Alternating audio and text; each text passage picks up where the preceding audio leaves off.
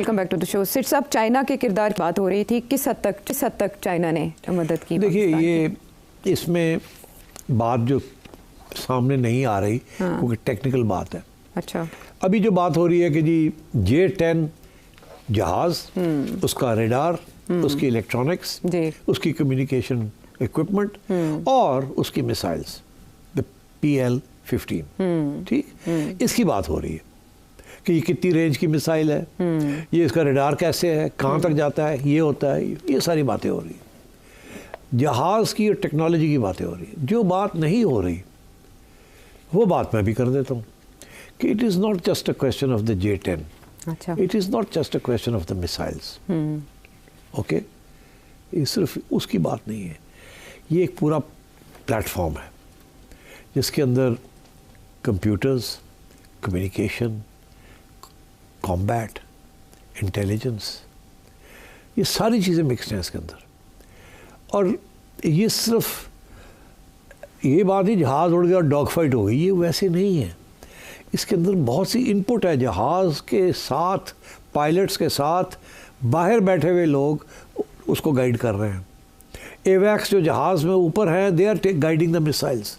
ये एक पूरा सिस्टम है जो कि किसी के पास दुनिया में नहीं है इस वक्त, जो चाइनीज़ ने और पाकिस्तानियों ने मिल के डेवलप किया विद द रिज़ल्ट कि मिसाइल जहाज़ जो जहाँ से मिसाइल जाती है उसको गाइड करने वाले भी बाहर बैठे हैं। और मिसाइल एक स्टेज तक वो लेके जाते हैं, उसके आगे फिर उसका जहाज़ की अपनी टेक्नोलॉजी है वो टेक ओवर कर लेती है। बहुत कुछ है इसके अंदर। ये 3, 4, 5 एलिमेंट्स हैं इसके अंदर जो कि सारे इकट्ठे होते हैं तो फिर जाके ये होता है। और ये न इंडिया को भी ये नहीं पता था, और हमने भी पहली दफ़ा ये पूरा नेटवर्क जो है इसको इस्तेमाल किया to make the skills. They were not dog fights, they were a very advanced way of communication, navigation, computerisation, electronic jamming, targeting, guidance, बहुत कुछ था इसके अंदर। It was not just the jet, it was not just the missile, and it was not just the pilot, the split second in which decisions have to be taken. अगर वो 2 second 3 second के बाद कोई फैसला करता तो शायद वो जो राफे थे वो उनकी मिसाइल्स इनकी तक पहुंच जाती। उनकी भी तो सिर्फ 50 किलोमीटर का फ़र्क है ना रेंज के अंदर। तो मतलब है उनको नहीं पता था कि इनकी रेंज इतनी है, तो वो आगे उन्होंने भी फायरिंग करनी थी, उन्होंने पहले कर दी।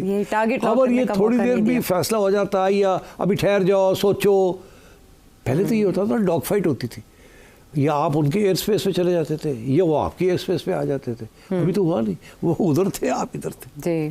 उन्होंने बिफोर दे कर ओपन देयर या वो टारगेट लॉक करते, इन्होंने उनको जैम कर दिया और वो ब्लाइंड हो गए। और मैं कहता हूँ कि वो जब ब्लाइंड हो गए तो उनमें से 1-2 तो ब्लाइंडनेस की वजह से गिर गए, क्योंकि इलेक्ट्रॉनिक्स ही जैम हो गए थे। उनको the pilots didn't know what to do, they had no control over their aircraft. तो ये सारी चीज़ें, ये सब सरप्राइज था। अब हमें भी सरप्राइज था कि ये वर्क कर गया, because we had never tested these things. तो अब मेरा ख्याल है इसी के ऊपर रिसर्च होगी from all over the world कि ये क्या हुआ, कैसे हुआ, ये किस किस्म का सिस्टम था जो कि क्लिक कर गया, और उससे पायलट का रोल क्या था, जहाज़ का रोल क्या था, मिसाइल का रोल क्या था, एवैक्स जो ऊपर चढ़े हुए थे जो गाइड कर रहे थे उनका रोल क्या था, कम्युनिकेशन का, आपस में कैसे कम्युनिकेशन हो रही थी पाकिस्तानी पायलट्स की, पाकिस्तानी एयर हेडक्वार्टर्स के साथ, एवैक्स के साथ, एंड सो ऑन। तो it was a very complicated and sophisticated way of tackling India's Rafale.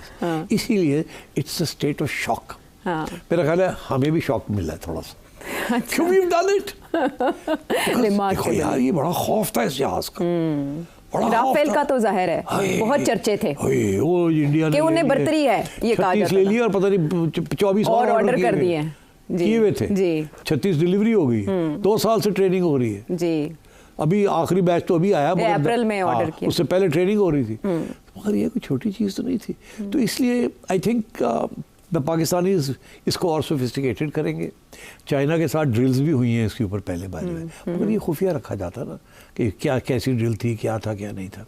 But I think most important मेरा ख्याल है कि during this critical period Chinese experts were also giving input to the Pakistanis. This is my sense, I don't know, मगर मैं समझता हूँ कि Chinese satellites ने हेल्प की या नहीं की, आई डोंट नो। बिकॉज देखिए satellites are very important during such times जी, फ्रीक्वेंसी क्या, बिकॉज पाकिस्तान के अपने सैटेलाइट्स तो है नहीं, अमेरिकन सैटेलाइट्स से तो आपकी हेल्प नहीं करनी। तो ये एडवांस वार्निंग जो मिलती है, अगर वो 300 मील दूर है उनका जहाज जी, तो इनको कैसे पता कि वो जहाज जो है आ रहा है, तो इनका रेडार तो जाता नहीं आता। तो सैटेलाइट्स तो कर सकते हैं ना डिटरमिन कि वो चढ़ गए उधर से 300 मील से और वो आ रहे हैं जी, और इस लेवल तक अभी उनकी रेडार आप तक पहुंचा नहीं है, मगर आपका पहुंच रहा है, पै जाओ। तो ये बड़ी चीज़ें हैं कि हमारे एवैक्स के साथ कोई और सैटेलाइट कम्युनिकेशन हो रही थी, नहीं हो रही थी, वी डोंट नो। ये आहिस्ता आहिस्ता ये बातें निकलेंगी। But I think the Chinese PLA, People's Liberation Army, is one of the most advanced armies in the world. उनकी जो टेक्नोलॉजिकल इनपुट है that is phenomenal। और अभी एक इंडियन एक्सपर्ट है, उनकी तरफ से ये वाज़े कर दिया उन्होंने कि चाइना हैज़ द पावर कि इंडिया की सारी जो इलेक्ट्रॉनिक्स है या जो कम्युनिकेशन सिस्टम्स हैं उसको जैम करने की भी इनके पास कुव्वत है। और अमेरिकन इन्फ्लुएंस को भी चैलेंज कर दिया है बहुत कुछ। So I think India will have to go back to the drawing board. इसीलिए मैं समझता हूँ कि वो चाहते हैं कि बंदी हो जाए, बस कर दो। अगर कुछ कीता तो सानू करना पड़ेगा, फिर साड़ी पिटाई ना हो जाए, इसलिए बेहतर है कि we are ready to call it today. That's what's इससे आगे वो नहीं जा सकते। अब हमने देखना ये है कि हमारे लिए चॉइस ये है, या तो हम हाई मॉरल ग्राउंड लेके कहे जी दुनिया ने हमें रिक्वेस्ट की है, हमने दिखा दिया हम क्या कर सकते हैं, हम ये भी कर सकते हैं, ये भी कर सकते हैं, ये भी कर सकते हैं, and we are warning India ਹੁਣ ਤੁਸੀਂ ਕੀਤਾ ਤੇ ਅਸੀਂ ਛੋੜਾਂਗੇ ਨਹੀਂ ਤੁਹਾਨੂੰ, ਅਸੀਂ ਕਰਕੇ ਦਿਖਾਤਾ ਤੁਹਾਨੂੰ, ਤੁਹਾਡੇ ਬਾਕੀ 24 ਜਿਹੜੇ ਰਹਿ ਗਏ ਨੇ ਵੀ ਫਰਕ ਕਰ ਦੇਣਗੇ ਐਂਡ ਸੋ ऑन। मतलब धमकी देनी है ना, मगर बैक छोड़ दो, ठीक, you will gain a lot of goodwill. But on the other hand then वो जो बात नई डॉक्ट्रिन की बात हो रही है, वो ये बड़े लोग हैं जो कहेंगे जी एक बारी करना चाहिए, छोड़ना नहीं चाहिए, कौड़ा घुट करना पड़ेगा, घास खाना पड़ेगा, नहीं तो ये इंडिया वाले फिर चढ़ जाएंगे किसी स्टेज पे, इनको सबक तो सिखाना पड़ेगा। तो इस वक्त अगर कोई प्रॉब्लम आती है IMF के साथ तो देखा जाएगा उस वक्त बाद में। अभी तो कुर्बानी देने का वक्त आ गया है, तो वी शुड डू इट। तो दोनों पॉइंट्स ऑफ व्यू चल रहे हैं। या हो सकता है ये कोई ऐसी चीज़ फैसला करे कि इंडिया को पैगाम दे दे कि हम ये करने जा रहे हैं छोटा मोटा, ਤੁਸੀਂ ਇਹਦੇ ਬਾਅਦ कुछ ना करना। अच्छा, अंडरस्टैंडिंग डेवलप हो जाए किसी के जरिए। NSS का राब्ता तो हो गया लेकिन उसका कोई आउटकम नहीं पता चला। नहीं, वो मेरा ख्याल है वो सिर्फ इमरजेंसी के लिए राब्ता हुआ है, हॉटलाइन। ये इस किस्म की चीज़ जो है, पहले तो यही सऊदीज जो हैं they will play a role. अगर तो पाकिस्तान ने फुल फ्लेश्ड रिटेलिएशन की तो फिर आप समझिएगा Saudi efforts are failed.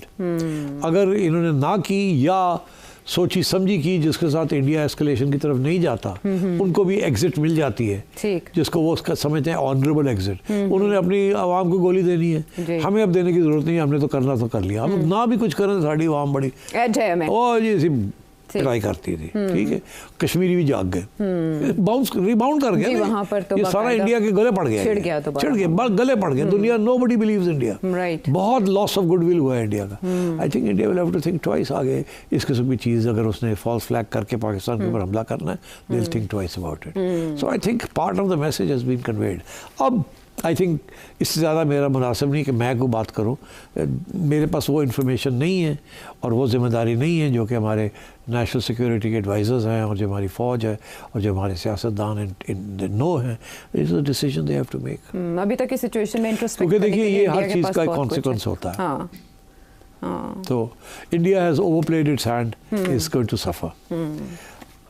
Should Pakistan play another hand? Pakistan पे हम फैसला छोड़ देते हैं। आपने उसके सारे पहलू तो बयान कर लिए, IPL और PSL के हवाले से जो भी हुआ, ये जिसकी नज़र हुआ, जंगी हिजान की नज़र हुआ, उस पर भी आने वाले शोज़ में हम करते रहेंगे। अभी तक की सिचुएशन पे आपने एनालिसिस जाना, सवाल हो आपके जहन में पूछिए इस नंबर पे। अगले प्रोग्राम तक के लिए इजाज़त दें।